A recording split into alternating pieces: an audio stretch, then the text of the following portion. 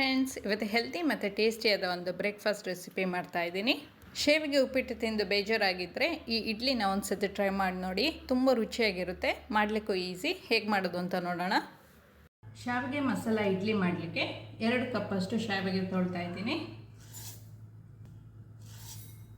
ನಿಮಗೆ ಯಾವ್ದು ಇಷ್ಟನೋ ಅದು ತೊಗೊಬೋದು. ರೈಸ್, ಮೈದಾ ಅಥವಾ ವೀಟನ್ನು ತೊಗೊಬೋದು. 2 ಕಪ್ ಶಾವಿಗೆಗೆ 1 ಕಪ್ಪಷ್ಟು ಮೊಸರು ತೊಗೊಂಡಿದ್ದೀನಿ.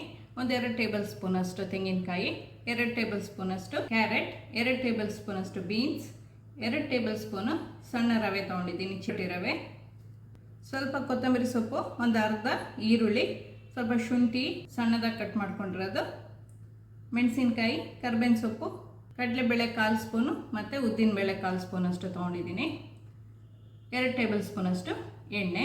ಈಗ ಫಸ್ಟ್ ಶಾವಿಗೆನ ಹುರ್ಕೊಳ್ಳೋಣ. ಪ್ಯಾನ್ಗೆ 1-2 ಟೇಬಲ್ ಸ್ಪೂನ್ ಅಷ್ಟು ಎಣ್ಣೆ ಹಾಕ್ಕೊಳ್ತಾ ಇದ್ದೀನಿ.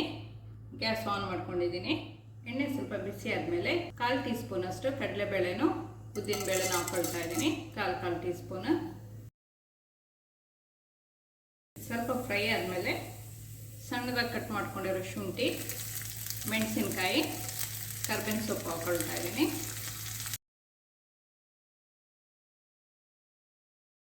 ಒಂದು ಅರ್ಧ ಈರುಳ್ಳಿ ಕಟ್ ಮಾಡ್ಕೊಂಡಿರೋದು,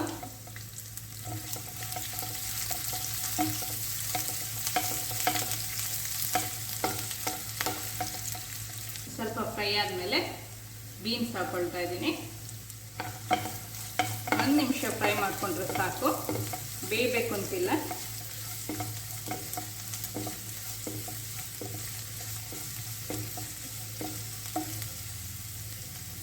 ಇದು ಸ್ವಲ್ಪ ಫ್ರೈ ಆದಮೇಲೆ ಕ್ಯಾರೆಟ್ ತುರಿದಿರೋದು, ಅರ್ಧ ಕ್ಯಾರೆಟ್ ತುರಿದಿಟ್ಕೊಂಡಿದ್ದೀನಿ. ಸ್ವಲ್ಪ ಫ್ರೈ ಮಾಡಿಕೊಂಡ್ರೆ ಸಾಕು. 1/4 ಟೀ ಸ್ಪೂನ್ ಅಷ್ಟು ಉಪ್ಪು ಹಾಕ್ಕೊಳ್ತಾ ಇದ್ದೀನಿ.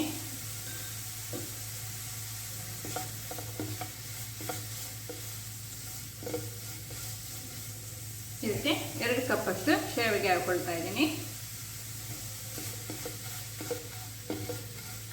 1-2 ನಿಮಿಷ ಹುರ್ಕೋಬೇಕು. ರೋಸ್ಟ್ ಮಾಡ್ಕೊಂಡಾಗಿದೆ, ಆಫ್ ಮಾಡ್ಕೊಳ್ಳೋಣ.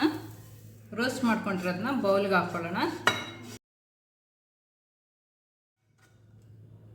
2 ಟೇಬಲ್ ಸ್ಪೂನ್ ಅಷ್ಟು ಚಿರೋಟಿ ರವೆನ ಹುರ್ಕೊಂಡು ಹಾಕೋಬೇಕು.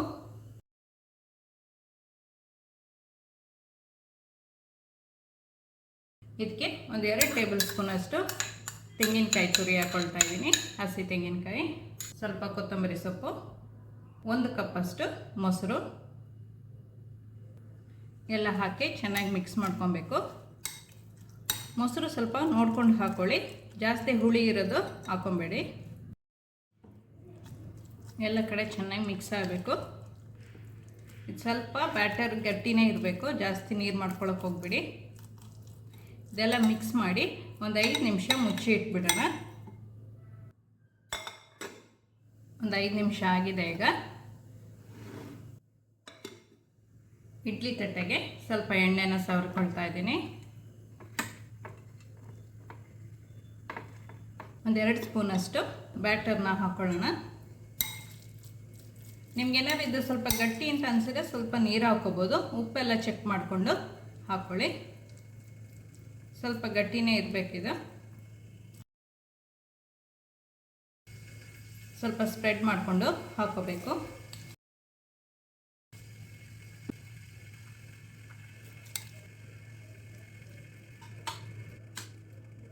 ಮೇಲೆ ಒಂದು ಕ್ಯಾಶ್ಯೂ ನಟ್ ಹಾಕ್ಕೋಬೋದು, ಚೆನ್ನಾಗಿರುತ್ತೆ. ಅಥವಾ ಸಣ್ಣ ಸಣ್ಣದ ಕಟ್ ಮಾಡಿಬಿಟ್ಟು ಮಿಕ್ಸ್ ಮಾಡಬೇಕಾದ್ರೆ ಹಾಕ್ಕೊಂಡ್ರೂ ಆಗುತ್ತೆ. ಇಡ್ಲಿ ಪಾತ್ರೆಗೆ ಸ್ವಲ್ಪ ನೀರು ಹಾಕ್ಕೊಂಡಿದ್ದೀನಿ. ನೀರು ಸ್ವಲ್ಪ ಬಿಸಿಯಾಗಿದೆ. ಈಗ ಇಡ್ಲಿನ ಬೇಯಿಸ್ಕೊಳ್ಳೋಣ. 10ರಿಂದ 12 ನಿಮಿಷ ಬೇಯಿಸ್ಕೋಬೇಕು. ಈಗ 10 ನಿಮಿಷ ಆಗಿದೆ, ಎಲ್ಲ ಬೆಂದಿದೆ, ತೆಗೆದು ಬಿಡೋಣ.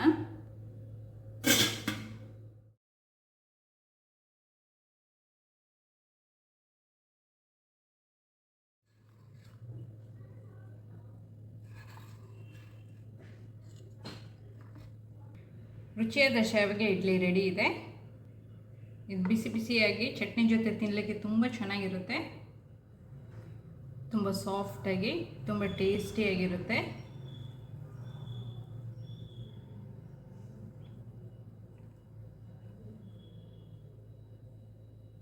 ಮನೇಲಿ ನೀವು ಸಹ ಟ್ರೈ ಮಾಡಿ, ಹೇಗಿತ್ತು ಅಂತ ಕಮೆಂಟ್ ಮಾಡಿ. ಈ ವಿಡಿಯೋ ಇಷ್ಟ ಆದರೆ ಲೈಕ್ ಮತ್ತು ಶೇರ್ ಮಾಡಲಿಕ್ಕೆ ಮರಿಬೇಡಿ.